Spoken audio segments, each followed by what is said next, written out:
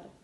Per quanto riguarda la ristorazione, dobbiamo precisare che ci sono in questo momento diverse categorie che vedono l'applicazione del decreto. Ci sono i bar e i ristoranti con il servizio al tavolo classici, questi dalle ore 18 devono tutti i giorni tener chiuso. Poi ci sono invece le attività che fanno somministrazione per asporto o con la consegna a domicilio. Questi possono tenere aperto anche dopo le 18, è il caso delle pizzerie tradizionali per asporto, è il caso del kebab, ma anche il caso della gelateria artigianale o di attività che appunto sono assimilabili e che quindi anche dopo le 18 possono tenere aperto per consegnare questi prodotti che poi non vengono consumati lì perché bisogna sempre evitare l'assembramento, ma vengono portati a casa.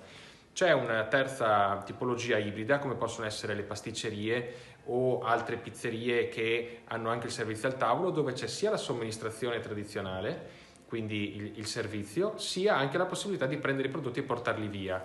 Per queste fattispecie noi abbiamo chiesto al prefetto che sia chiarito che possono tener chiuso per il servizio al tavolo, ma aperto per l'asporto. È importante perché così facciamo lavorare le cucine dei ristoranti o comunque le pasticcerie queste attività e diamo un servizio alle persone che comunque la sera devono pur fare in modo di avere qualcosa da mangiare in tavola.